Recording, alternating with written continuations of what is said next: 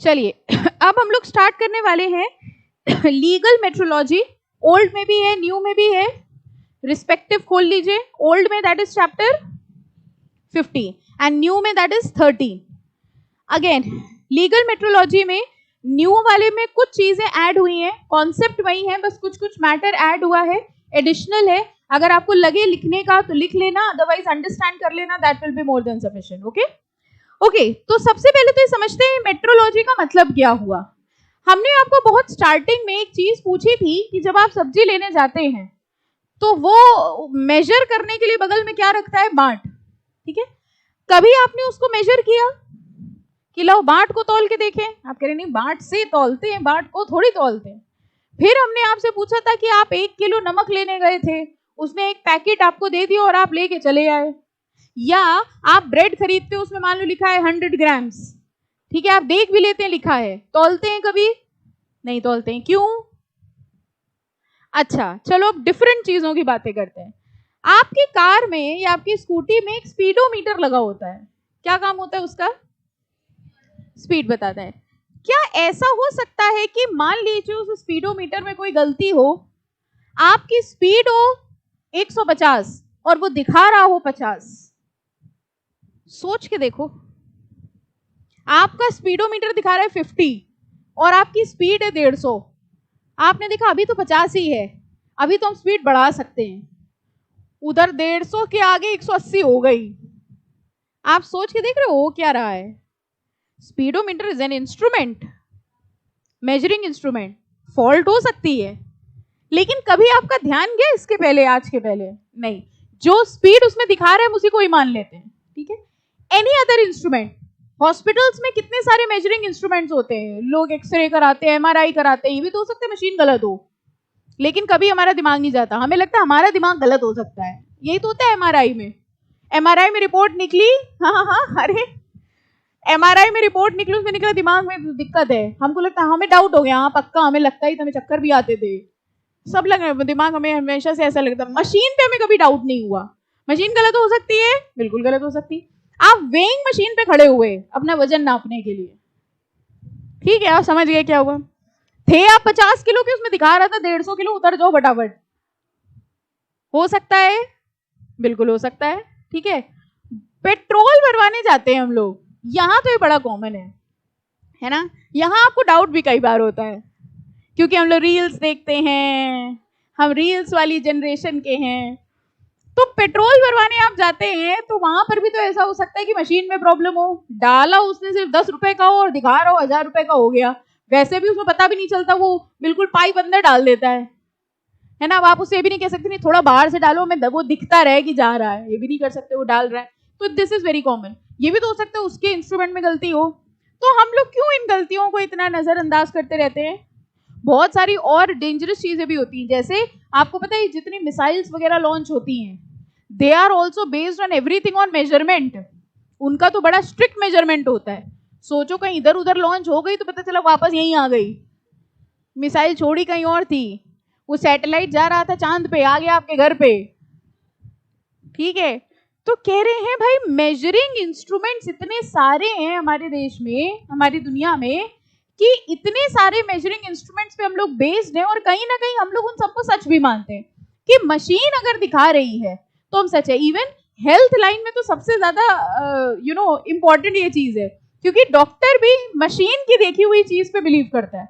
जैसे हमने अभी आपको बताया, उसने देखा अच्छा दिमाग में कुछ है, एमआरआई में निकल आया, उसने दवाई लिख दी, रिपोर्ट देखी तो देखता है डॉक्टर, डॉक्टर थोड़ी दिमाग के अंदर लाओ खोल के देखे, रिपोर्ट देखता है हर चीज का।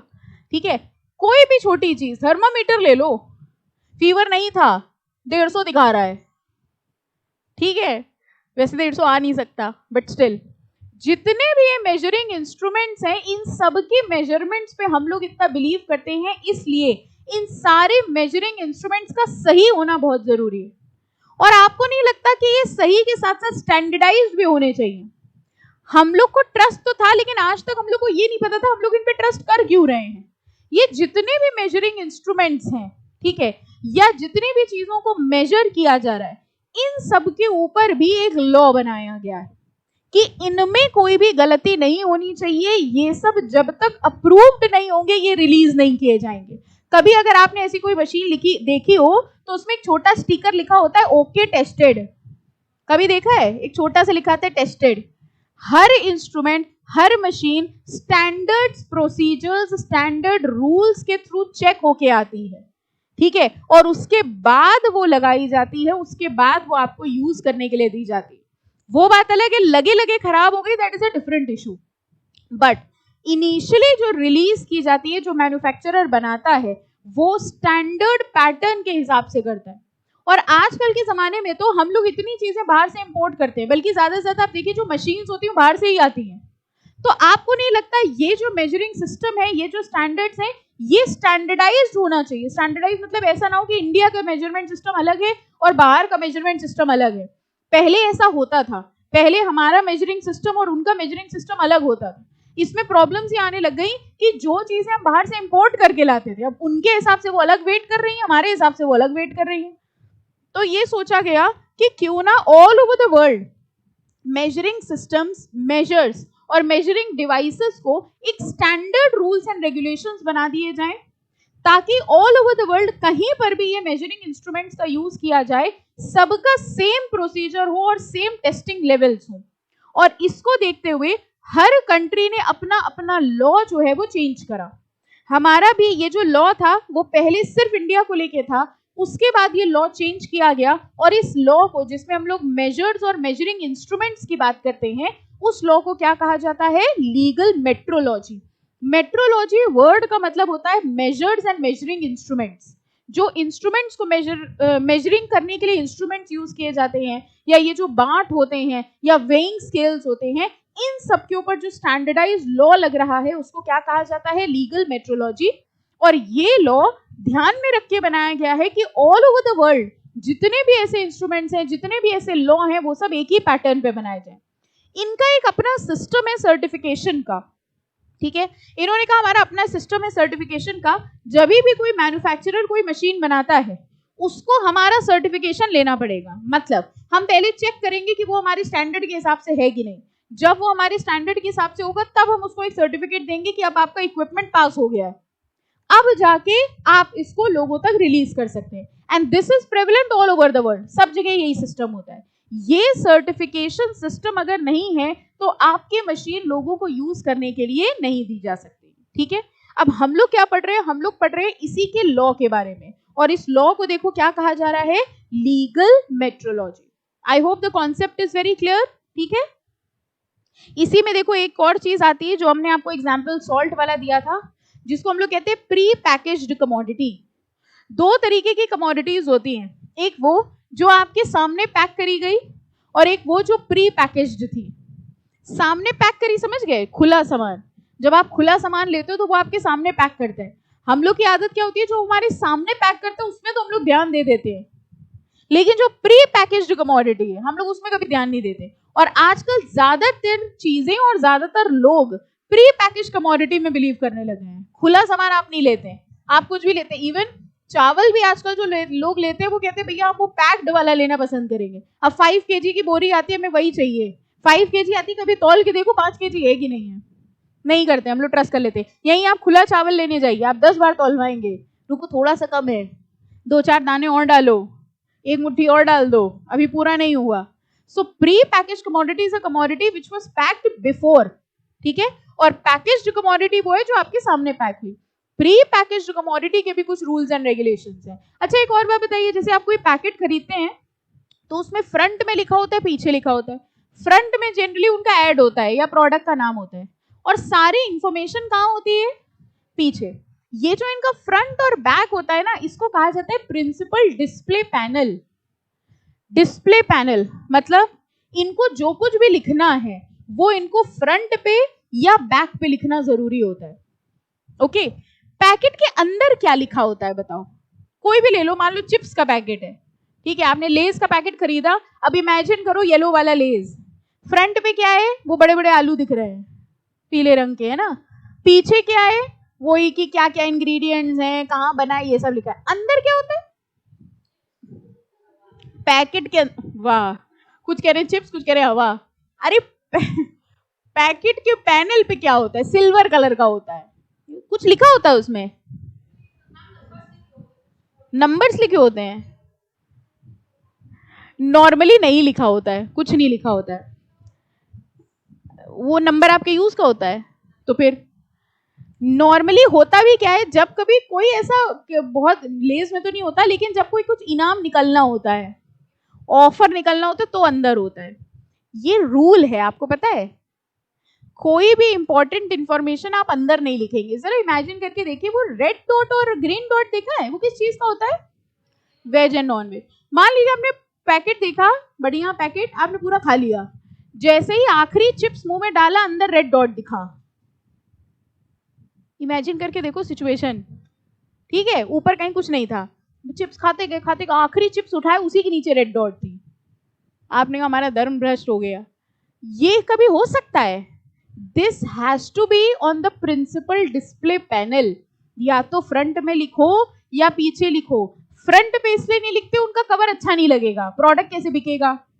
फ्रंट पे वो अपनी ब्रांडिंग करते हैं, पीछे वो सारी इंफॉर्मेशन लिख देते हैं। अंदर लिखना अलाउड नहीं है। अलाउड नहीं का मतलब समझे, ये अपनी मन से नहीं कर रहे हैं, ये लॉ है। और कौन सा लॉ है?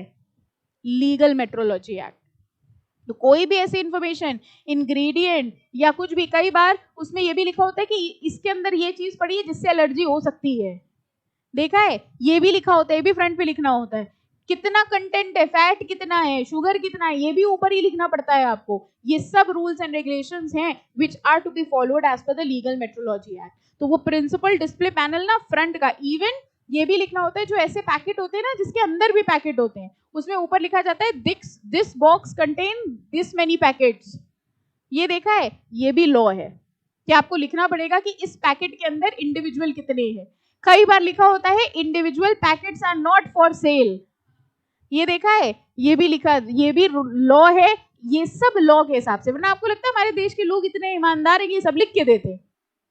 वो लिख के, कई बार ऐसा भी होता है, कुछ ऐसे प्रोडक्ट्स होते हैं जिसमें पहले उन्होंने ऐसा नाम रखा होता है, बाद में उनके ऊपर केस होता है, फिर वो नाम चेंज करते हैं। जैसे वो क्रीम फेयर एंड लवली, उसका नाम अब क्या हो गया है? Glow and lovely.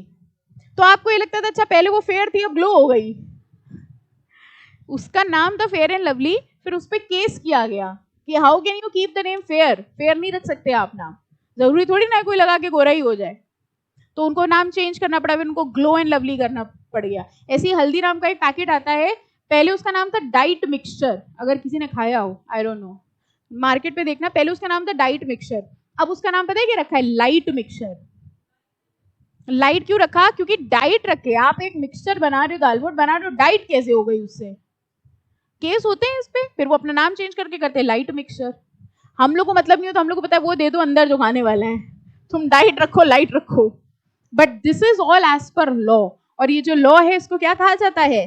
Legal metrology. चलो अब पढ़ते हैं इसको। कह रहे हैं legal metrology is the application of legal requirements to measurements and measuring instrument. किसके ऊपर ये लॉ लग रहा है? मेजरमेंट्स पे, मेजरिंग इंस्ट्रूमेंट्स पे। Very often small error in either direction average out over a large number of measurements. I think old book में शायद नहीं होगा, ये नहीं है ना, कोई बात नहीं, कुछ इंपॉर्टेंट भी नहीं है। कह रहे हैं very often small error in either direction average out over a large number of measurement. छोटी मोटी एरर अगर हो जाती है मेजरिंग इंस्ट्रूमेंट में, तो कई बार उससे बड़ी दिक्कतें हो जाती हैं। जैसे हमने आपको बताया हेल्थ इंडस्ट्री में, दिमाग सही था, मशीन खराब थी, अब मशीन का एमआरआई हो नहीं पाया, हमारे दिमाग का एमआरआई कर दिया, हमको पागल घोषित कर दिया गया। तो वो कह रहे हैं कई बार छोटी छोटी एरर होती है, लेकिन उससे बड़ी बड़ी दिक्कतें हो जाती हैं। But biased error can create considerable financial prejudice and can have serious economic consequences for the end consumer. अगली लाइन मार्क करिए, important. Legal metrology is the name by which law relating to weights and measure is known in international parlance. ये weights वही हुए, बाट, weights इन्हीं को कहते हैं, जो बाट होते हैं ना उनको वेट्स कहते हैं। वेइंग स्केल, वेइंग स्केल देखा है ना, जो कांटा जिससे मेजर करते हैं हम लोग, हैवी इंस्ट्रूमेंट। तो legal metrology is the name by which law relating to weights and measure. आपको पता है लीगल मेट्रोलॉजी के पहले हमारे देश में इस लॉ को वेट्स एंड मेजर्स एक्ट बोला जाता था। इसका पहले नाम था वेट्स एंड मेजर, आपके कोर्स में था सीएस में, वेट्स एंड मेजर्स। फिर उसके बाद ये कहा गया कि भाई इस लॉ को इंटरनेशनल स्टैंडर्ड्स के बराबर लेकर आना है, क्योंकि ज्यादातर चीजें तो हम बाहर से इंपोर्ट कर रहे हैं। इसलिए हमारे वेट्स एंड मेजर्स बाहर के हिसाब से होने चाहिए और इसलिए हमारा लॉ चेंज किया गया और वेट्स एंड मेजर्स का नाम चेंज करके डाला गया लीगल मेट्रोलॉजी एक्ट। ओके, आगे मार्क करिए। Legal metrology is very vital for scientific, technological and industrial progress of any country. The establishment of national standards of weights and measure and their proper enforcement aim at ensuring accuracy of measurement. Main purpose क्या है कि measurements में क्या होनी चाहिए? Accuracy and measuring instruments, and thus legal metrology strengthens the national economy in a broader sense beside being a potential instrument of consumer protection. कह रहे हैं एक तो इससे नेशनल इकोनॉमी में स्टैंडर्डाइजेशन आ रहा है, दूसरा कंज्यूमर प्रोटेक्शन हो रहा है। कंज्यूमर प्रोटेक्शन कैसे हो रहा है? कंज्यूमर प्रोटेक्शन कैसे हो रहा है? इससे कंज्यूमर ही का तो प्रोटेक्शन हो रहा है। जैसे हमने आपको बताया कि मेजरिंग इंस्ट्रूमेंट 1 किलो का पैकेट दिख रहा है, उसके अंदर 250 ग्राम था, तो किसके साथ गलत हुआ? कंज्यूमर के साथ। आज आप 1 किलो का पैकेट खरीदते हैं, आपको श्योरिटी है कि भले ही नमक खराब हो लेकिन होगा 1 किलो ही। यही तो होता है, भले ही प्रोडक्ट खराब हो लेकिन क्वांटिटी उतनी होगी। तो ये ट्रस्ट आपको उस कंपनी पे नहीं है, आपको किस पे है? इस लॉ पे। जो बात आपको आज तक पता नहीं थी, ये तो आज ही पता चली ना। तो आप 1 किलो नमक खरीदते हैं, आप ये सोच सकते हैं नमक खराब है लेकिन होगा 1 किलो ही। तो ट्रस्ट कंपनी पे नहीं है, प्रोडक्ट पे नहीं है, उसकी क्वालिटी पे नहीं है, ट्रस्ट है आपको लॉ पे। कौन से लॉ पे? लीगल मेट्रोलॉजी एक्ट पे। ओके, आगे देखिए लिखा है, तो scope of legal metrology extends to, कह रहे हैं कहां कहां है ये? कमर्शियल ट्रांजैक्शंस में होता है, इंडस्ट्रियल मेजरमेंट्स में भी हम लोग यूज करते हैं, and measurements needed to ensure public health and human safety. Commercial transaction यही जो हम लोग जो भी सामान खरीदते हैं, इंडस्ट्रियल मेजरमेंट्स जितनी भी मशीन्स बनती हैं, इक्विपमेंट्स बनते हैं, अपार्ट फ्रॉम दैट हेल्थ से रिलेटेड जितनी मशीन्स बनती हैं, इन सब जगह पर लीगल मेट्रोलॉजी का बहुत इंपॉर्टेंस है। अब आ जाओ, जो ब्लॉक में लिखा है इंपॉर्टेंट मार्क कर लो उसको। Legal metrology can be defined as that part of metrology which deals with units of measurement, methods of measurement, किसी भी चीज को कैसे मेजर किया जाए, and measuring instruments in so far as they concern statutory, technical and legal requirement. कह रहे हैं 3 रिक्वायरमेंट्स चेक करनी है। Statutory requirement, what do we mean by statutory requirement? Statute मतलब लॉ। सबसे पहले कह रहे हैं लॉ की रिक्वायरमेंट्स, कि लॉ के हिसाब से वो इंस्ट्रूमेंट बना है कि नहीं, लॉ के हिसाब से वो डिवाइस बनी है कि नहीं। सेकंड कह रहे हैं टेक्निकल रिक्वायरमेंट, है तो वो मशीन टेक्नोलॉजी सही यूज हुई है कि नहीं, ये देखा जाता है। And again legal requirements. अब स्टैट्यूटरी लीगल लगभग सेम है। स्टैट्यूटरी एक्ट के हिसाब से लीगल रिक्वायरमेंट मतलब और भी जो लोकल लॉज, रूल्स, प्रोसीजर्स लग रहे हैं, वो सब उसके ऊपर फॉलो हो रहे हैं कि नहीं। तो कोई भी मशीन, कोई भी इंस्ट्रूमेंट, कोई भी वेट अगर बन रहा है तो इन सारी रिक्वायरमेंट्स को वो फॉलो करना चाहिए। और ये भी क्यों, किस लिए? ताकि ultimate objective of assuring public guarantee, assuring public guarantee, यही तो गारंटी है आपको, यही तो ट्रस्ट है आपको। ये सब कुछ हो रहा है इसलिए आपको प्रोडक्ट्स पे ट्रस्ट है, इसलिए आपको मशीन्स पे ट्रस्ट है। जैसे अभी हमने आपको बताया, आप इतनी बार स्कूटी चलाते हैं, कार चलाते हैं, आपके दिमाग में भी नहीं आता कि स्पीडोमीटर तो नहीं गलत दिखा रहा है, हम वाकई 100 की स्पीड में चल रहे हैं या सिर्फ मशीन में 100 की स्पीड दिखा रहा है। ठीक है, तो ये गारंटी है हमारे दिमाग में from the point of view of security and appropriate accuracy of measurement. Any doubt in the concept? Legal metrology का मतलब समझ में आ गया? पक्का? चलो, अब ये है वो इंटरनेशनल ऑर्गेनाइजेशन, इंपॉर्टेंट मार्क कर लो, इस पे शॉर्ट नोट आता है। ये है वो इंटरनेशनल ऑर्गेनाइजेशन जो वेट्स, मेजर्स को गवर्न करती है, international organisation of legal metrology, OIML। ठीक है, इंपॉर्टेंट मार्क कर लीजिएगा। हाँ बेटा, हाँ हाँ हाँ हाँ।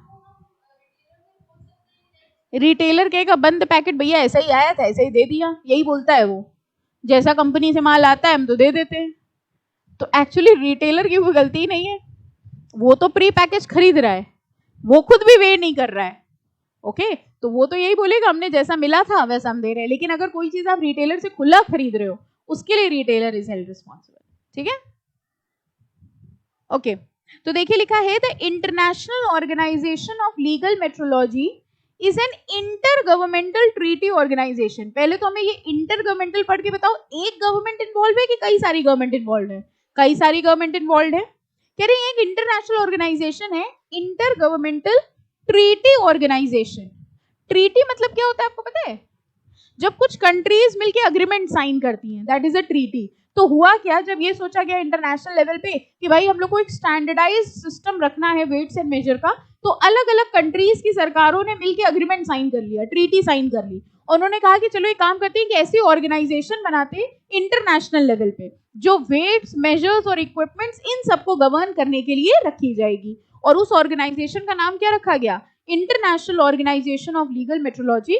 तो ये कह रहे हैं ये एक इंटर गवर्नमेंटल ट्रीटी ऑर्गेनाइजेशन है whose membership includes, members कौन कौन है इनके? member states मतलब countries which participate actively in technical activities and corresponding member countries which join the OIML as observer। मतलब समझे? कह रहे हैं OIML में दो तरीके के मेंबर्स हैं। कुछ मेंबर्स ऐसे हैं जो कंट्रीज हैं, मेंबर कौन है? इनकी कंट्रीज हैं। कह रहे हैं कुछ कंट्रीज ऐसी हैं जो इनमें एक्टिवली पार्टिसिपेट करती हैं। एक्टिवली पार्टिसिपेट करते हैं किस चीज में? टेक्नोलॉजी में। जैसे हम लोग देखा होगा ज्यादातर मशीन्स हमारी जापान से बन के आती हैं, ठीक है, जापान से, चाइना से, यहाँ से बन के आती है। तो बहुत सारी कंट्रीज होती हैं जो टेक्निकली इन्वॉल्व होती हैं, एक्टिवली पार्टिसिपेट करते हैं, और बाकी मेंबर्स जो है वो ऑब्जर्वर हैं। ऑब्जर्वर मतलब जो भी उनके रूल्स रेगुलेशंस बनते हैं उनको वो फॉलो कर लेते हैं। तो दो तरीके के मेंबर्स हैं, वो जो एक्टिवली पार्टिसिपेट करते हैं टेक्निकल एक्टिविटीज में, और corresponding members who joined the OIML as observer। Again mark करो, कब स्टैब्लिश हुई थी? 1955 में। क्वेश्चन हमने आपको बताया, इस पे शॉर्ट नोट आता है OIML पर।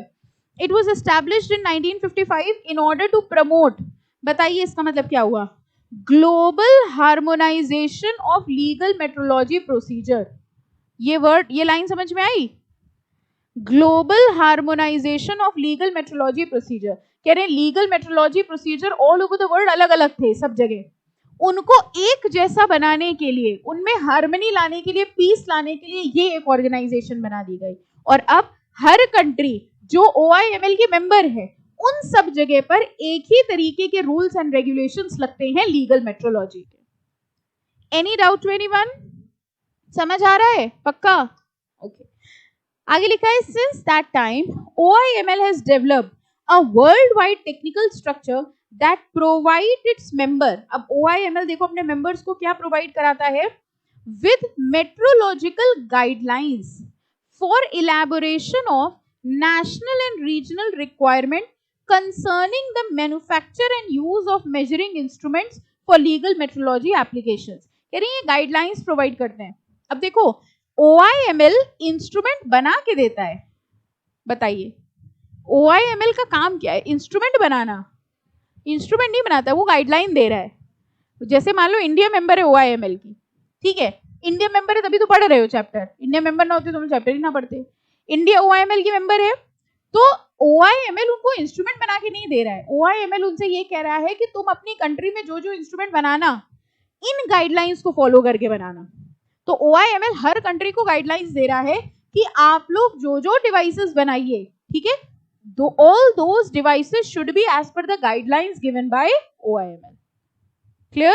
Okay? आगे देखो ब्लॉक में लिखा हुआ है according to OIML legal metrology is the entirety of legislative, administrative and technical procedures established by reference to public authority and implemented on their behalf in order to ensure in a regulatory and contractual manner the appropriate quality। इनका main objective ये है कि quality appropriate हो, credibility of measurement. Credibility मतलब क्या हुआ? Credibility मतलब जिस चीज पे आपको भरोसा हो, क्रेडिट वर्दिनेस जिसको हम लोग कह सकते हैं। कह रहे हैं ऐसे इंस्ट्रूमेंट्स बनाना जिनकी क्वालिटी अच्छी हो, जिन पे भरोसा किया जाए, relating to trade, health, safety and environment. Okay, any doubt?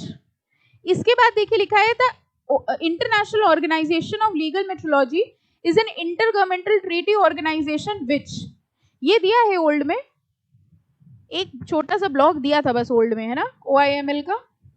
अब देखो ओल्ड में ये करते इंस्टीट्यूट आपका यही करता है, ओल्ड में मैटर छोटा सा दिया था, एग्जाम में बहुत पूछते थे, तो आपका इंस्टीट्यूट पता है क्या करता है, एग्जाम में पहले देता है, बुक में बाद में देता है कंटेंट।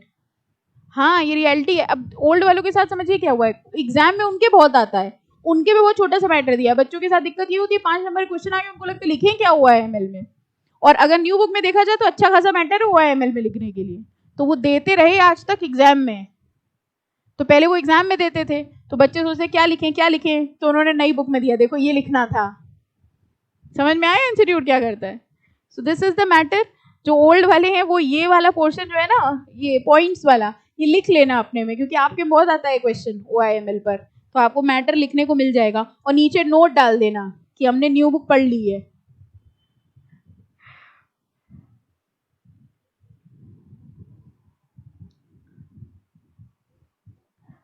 आपका इंस्टीट्यूट अलग अलग चीजें करता है। अभी फिलहाल आपके इंस्टीट्यूट का पता चला आपको, आपके इंस्टीट्यूट की वेबसाइट नहीं चल रही थी। अच्छा आपके साथ भी हुआ ऐसा? हाँ आपके इंस्टीट्यूट की जो वेबसाइट है वो धड़ाम हो गई। प्रॉब्लम सबसे ज्यादा किसको ही पता है, 8 जुलाई को भी पेपर है EET वालों का। अब वो पोस्टपोन तो बाद में, उनको बेचारों को पता ही नहीं था, कल तक, कल आई है ना नोटिफिकेशन, उनका 8 को पेपर, तब उनको पता ही नहीं, ना उनका सेव ब्राउजर का मैसेज आया, ना उनका एडमिट कार्ड आया, ना उनका वो आया, मॉक की कोई अनाउंसमेंट आई। वो बेचारे सोच रहे हमारा पेपर है भी कि नहीं है। फिर उसके बाद इंस्टीट्यूट से पूछा गया बहुत ज्यादा कि भैया कुछ तो बताओ। अब एटलीस्ट इफ ऐसा कुछ था तो they would have released it. बहुत सारे तरीके हैं, पेपर में निकलवा देते कि भाई ऐसा ऐसा है, या इंस्टा पे डलवा देते, कहीं पे भी डलवा देते, बट उन्होंने कुछ रिलीज नहीं किया, तो बच्चे बड़े परेशान हो रहे थे। कल अचानक उन्होंने बताया कि अब पोस्टपोन हो गया, हमारी साइट नहीं चल रही है। लेकिन आपके साथ ऐसा कुछ नहीं हो पाएगा, बताओ क्यों? ऑफलाइन पेपर होता है, ठीक है। चलिए, international organisation of legal metrology is an inter governmental treaty organisation which, first point पढ़ के देखिए,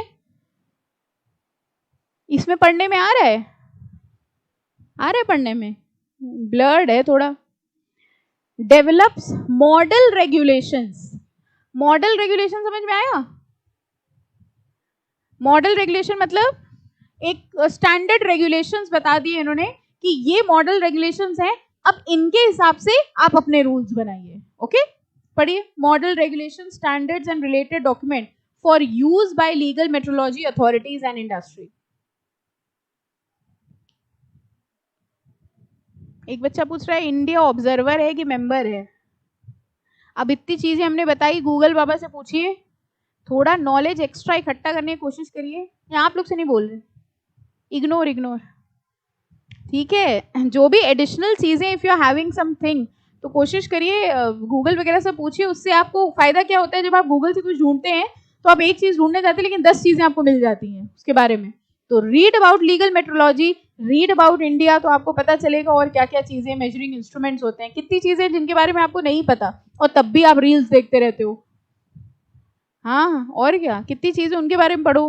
रील्स देखना सबसे बेवकूफी होती है। आप लोग बनाते भी हो क्या रील्स? सही बताओ, जो बच्चे कुछ नहीं बोल रहे हो बनाते हैं ना? हाँ, चिप चिप के बनाते हो रील, चीज खुद बनाते भी हो?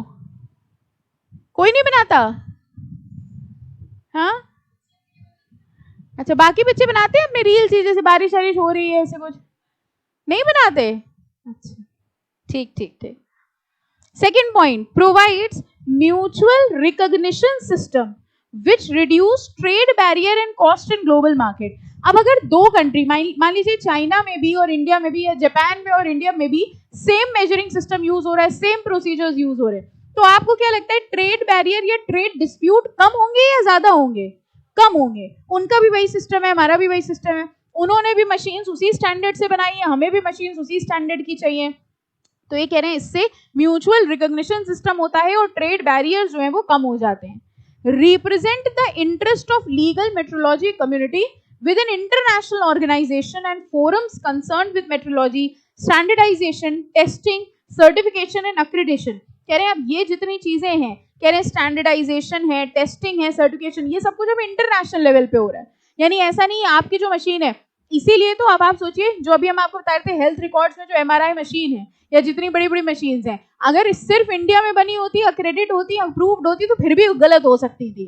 लेकिन अब ये जो अप्रूव हो रही है इनकी टेस्टिंग होती है इंटरनेशनल लेवल पे होती है। यहां पर 0.001% की एरर भी अलाउड नहीं होती, they have to be exact. तो 1% तो बहुत बड़ी चीज हो गई, 0.0001% की भी एरर अलाउड नहीं हो सकती when such types of instruments are involve. जैसे मिसाइल का एग्जांपल हमने आपको दिया, उनको एकदम एक्यूरेट होना पड़ता है। तो ये कह रहे हैं कि इनका जो टेस्टिंग प्रोसीजर है, अप्रूवल प्रोसीजर है, ये इंटरनेशनल लेवल का है। दैट इज वाई ज्यादा कॉन्फिडेंस होता है इन मशीन्स पर। Next, promote and facilitate exchange of knowledge and competencies within the legal metrology community worldwide। legal metrology community क्या हुई? अगेन जितने OIML के ऑब्जर्वर हैं या मेंबर्स हैं, जितनी कंट्रीज हैं, वो सब आपस में इंफॉर्मेशन भी एक्सचेंज करते हैं। ठीक है, इंडिया भी मेंबर है, मान लो कोई दूसरी कंट्री भी मेंबर है, अब हमारे पास कोई नई टेक्निक है, उनके पास कोई नई टेक्निक है, तो sharing of information is also done because of OIML। And last, cooperate with other metrology bodies. ये भी वही पॉइंट है, देखो, cooperate with other metrology bodies to raise awareness of the contribution that a sound legal metrology infrastructure can make to a modern economy. अगर metrology system सही है, हर चीज का मेजरमेंट एक्यूरेट है, तो कंज्यूमर प्रोटेक्शन जो है वो बहुत अच्छे लेवल पे हो जाएगा। और अगर इन चीजों पे नहीं होगा, अगर इन चीजों पे ट्रस्ट नहीं किया जा सकता, तो सोचिए जितने एग्जाम्पल हमने आपको दिए उन सब में अगर एरर होने लग जाए तो कितनी प्रॉब्लम क्रिएट हो जाएगी कंज्यूमर्स के लिए। इन सब चीजों को अश्योर करता है कौन सी ऑर्गेनाइजेशन? OIML। तो आई थिंक अब OIML पे शॉर्ट नोट आएगा, तो एक तो ये लिख देना जो ये फर्स्ट पैराग्राफ था, ठीक है, और उसके बाद ये पॉइंट्स लिख दीजिएगा ओल्ड वालों के लिए स्पेसिफिकली, न्यू वाले तो लिखेंगे ही, ठीक है, तो आपको सफिशिएंट मैटर मिल जाएगा ओल्ड में लिखने के लिए। अब ये अगली हेडिंग पढ़ के आप हमको बता देंगे क्या है। OIML certificate system for measuring instrument, मतलब ये सर्टिफिकेशन देते हैं, यानी आपने कोई मशीन बनाई, ऐसा नहीं है कि इन्होंने रूल्स रेगुलेशंस बना दिए, अब आपसे कहा जो मशीन बना लो, आप मशीन बनाइए और फिर इनसे अप्रूव कराइए, इनसे सर्टिफिकेशन लीजिए। जब ये ओके टेस्टेड सर्टिफिकेशन प्रोवाइड करा देंगे, then you can use that machine. Okay, the OIML certificate system for measuring instruments was introduced in 1991 to facilitate administrative procedures and lower the cost associated with international trade of measuring instrument subject to legal requirement. The system provides the possibility for a manufacturer, पहले तो ये mark करो word manufacturer. आपको पता है ये manufacturer कौन है? जरा इसकी डेफिनेशंस में देख कर मैन्युफैक्चरर दिया है कहीं?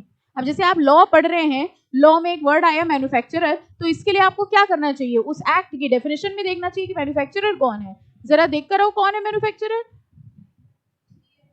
जो गुड्स बना रहा है। Exactly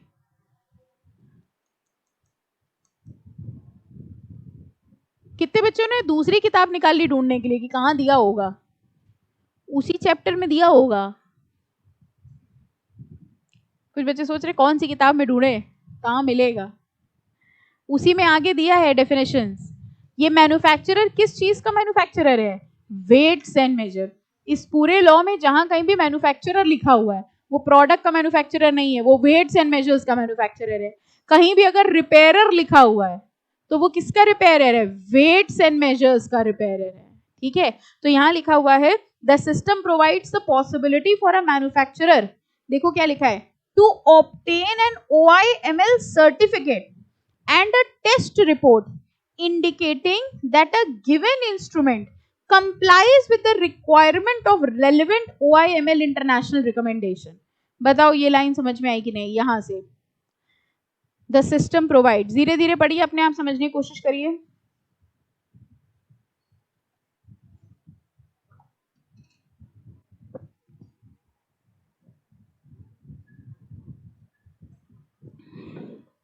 done?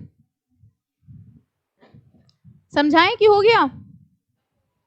अब ये ब्लॉक पढ़िए, ये भी ओल्ड में दिया है। The objective of OIML certificate system, पढ़िए जरा क्या ऑब्जेक्टिव है।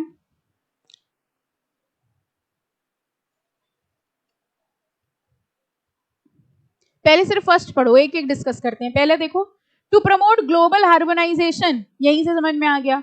ग्लोबल हार्मोनाइजेशन मतलब all over the world harmony हो, एक जैसा प्रोसीजर हो। ओके अच्छा, हम लोग भी जैसे मान लीजिए बाहर से कोई मशीन खरीद रहे हैं, ओके हमने जैसे ही उसमें देखा कि अच्छा उसमें OIML सर्टिफिकेट है, तो हमें भी एक अश्योरेंस हो जाएगा कि टेस्टिंग सही है। ओके तो ये कह रहे हैं ग्लोबल हार्मोनाइजेशन प्रोवाइड करेगा uniform interpretation and implementation of legal metrological requirement for measuring instruments और मॉड्यूल्स। तो ये कह रहे हैं एक लीगल प्रोसीजर है कि भाई हमें OIML को फॉलो करना है। अब जिस कंट्री से हम इंस्ट्रूमेंट्स खरीद रहे हैं उसने भी OIML ही फॉलो किया होगा, तो हम उन इंस्ट्रूमेंट्स को प्रॉपर तरह से यूज कर सकते हैं।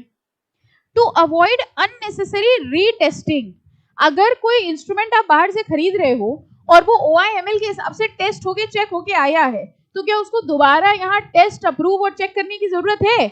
नो, क्योंकि सेम सिस्टम हम भी फॉलो कर रहे हैं। अगर उनका सिस्टम अलग होता, हमारा सिस्टम अलग होता, तो हम क्या करते, पहले उनके सिस्टम से रिसीव करते, फिर अपने प्रोसीजर्स के हिसाब से चेक करते। तो ये कह रहे हैं अननेसेसरी रीटेस्टिंग की जरूरत नहीं है। obtaining national type evaluation and approval and to support the recognition of measuring instrument। जैसे मान लीजिए ये OIML सिस्टम ना होता, दूसरी कंट्री का कोई टेस्टिंग सिस्टम होता। अब मान लीजिए हमारी कंट्री ने, मतलब मेरी कंपनी ने एक मशीन जो है वो बाहर की कंट्री से इंपोर्ट करी, वो मशीन उस कंट्री के हिसाब से प्रोसीजर से टेस्टेड है।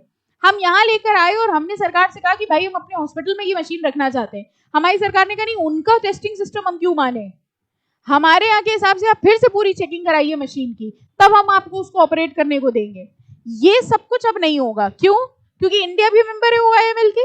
हमने बाहर से मशीन इंपोर्ट करी, वो मशीन जो है वो OIML के हिसाब से टेस्टेड है। हमारी गवर्नमेंट ने देखा अच्छा OIML का सर्टिफिकेशन है, ठीक है, you can use the machine. तो इससे हमारे भी जो प्रोसीजर्स हैं वो क्या हो गए हैं, कम हो गए। And third, to establish rules and procedure for fostering mutual confidence. कह रहे हैं इससे ट्रस्ट बढ़ गया है among participating OIML member states and corresponding members. जितने भी मेंबर्स हैं OIML के, उनके बीच में क्या ट्रस्ट इंक्रीज हो गया है और इसकी वजह से ट्रेड भी इंक्रीज हो गया है। तो ये मेन ऑब्जेक्टिव्स थे OIML सर्टिफिकेशन सिस्टम के। अगेन इंपॉर्टेंट, मार्क कर लीजिए, ओल्ड वाले भी ये तीनों पॉइंट्स मार्क कर लीजिएगा, लिख लीजिएगा। चलिए आगे, कॉन्सेप्ट क्लियर है? ठीक है। अब देखिए आता है डेफिनेशन, ये दिया है ओल्ड में। डीलर कौन होता है? डीलर वो होता है जो डील करता है। वेरी गुड, फिर हम भी ऐसे ही पढ़ाएंगे, सोच लो। बायर वो होता है जो बाय करता है।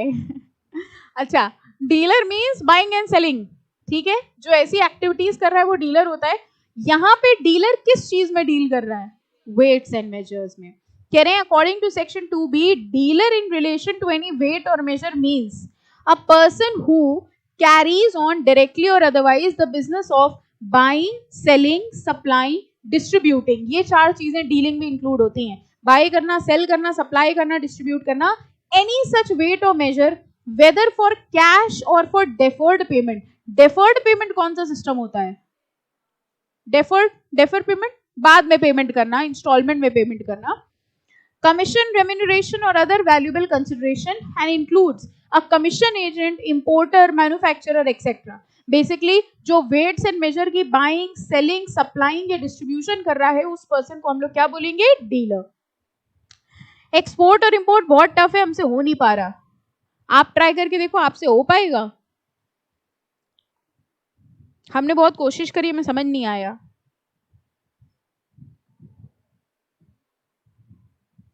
यही पढ़ लो, वो ग्रामेटिकल वेरिएशन, कोग्निट एक्सप्रेशन छोड़ो, ये पढ़िए। Means taking out of India and import means bringing into India. Okay, label मतलब क्या होता है?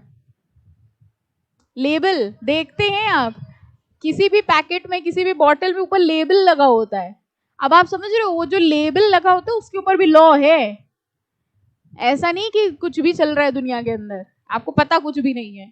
तो जो भी लेबल होते हैं, वो लेबल, ये लेबल है। Label means any written, marked, stamped, printed graphic matter affixed to or appearing on any pre-packaged commodity। समझ में आया?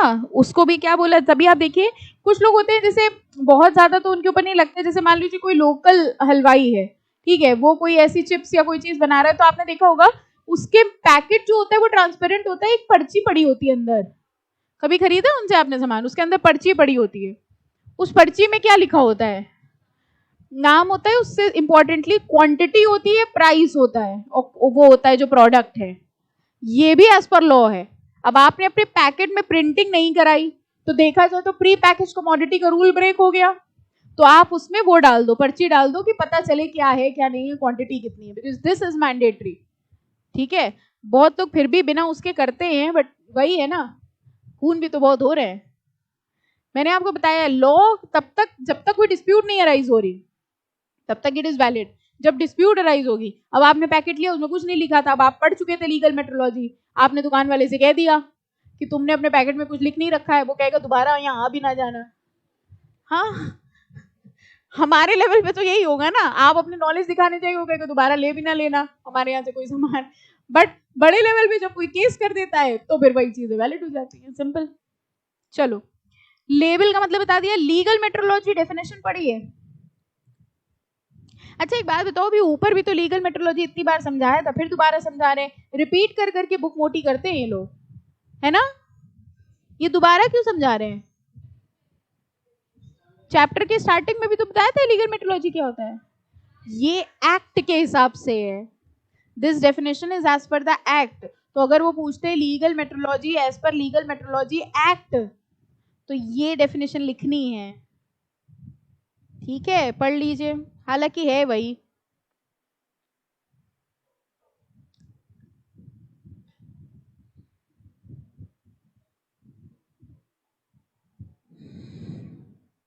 वही है जो ऊपर लिखी थी। चले आगे, एनी डाउट? टफ तो नहीं लग रहा चैप्टर कि कैसे हो पाएगा सीएस? ठीक है, चलो। अभी आपके इंस्टीट्यूट में एक एक्टिविटी हुई थी, वो पेड़ लगाने वाली, आप लोग गए थे? कोई गया था?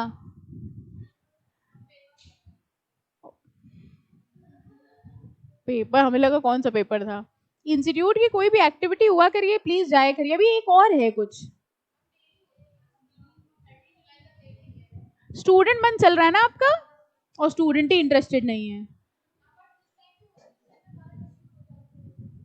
वो आपकी मर्जी, आप कैसे जाइए, क्लास छोड़ के जाइए, वो ज्यादा जरूरी है।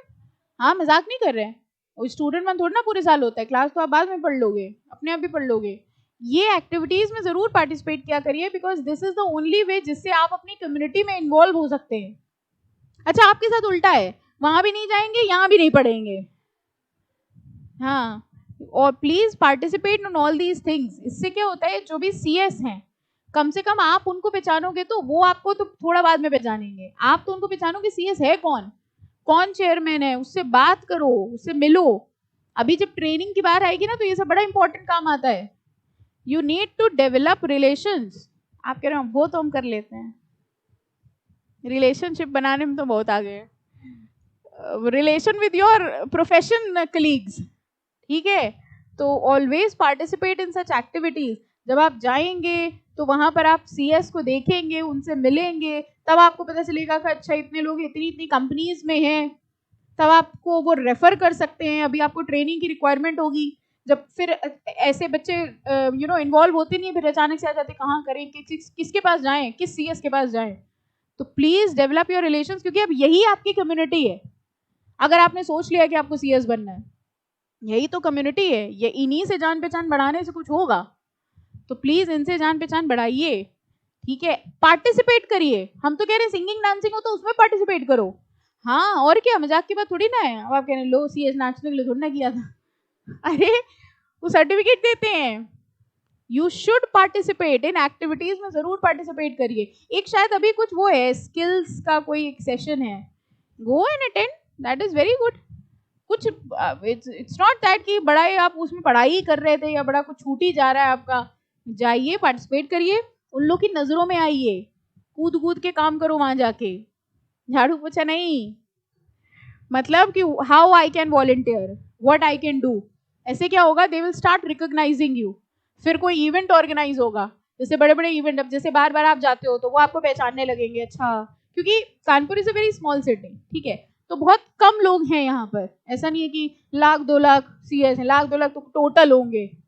तो ये जब कम्युनिटी बन जाती है ना, तो आप उनके कांटेक्ट में आते हैं। अब मान लो कोई इवेंट हुआ, इवेंट इनके होते रहते हैं बहुत सारे। अब उसमें मान लीजिए दिल्ली के या सब जगह के बहुत सारे कंपनी सेक्रेटरीज आ रहे हैं, उन्होंने आपको ऑफर दे दिया, मतलब ये जिनसे आप बात करते हो उन्होंने ऑफर दे दिया कि आप उसमें कंपेयरिंग कर दीजिए। कंपेयरिंग मतलब समझिए पोडियम पे जाके वो अनाउंस कर दीजिए, या आप वहां पर एज अ वॉलंटियर सर्व करिए, तो you will get to meet people from Delhi.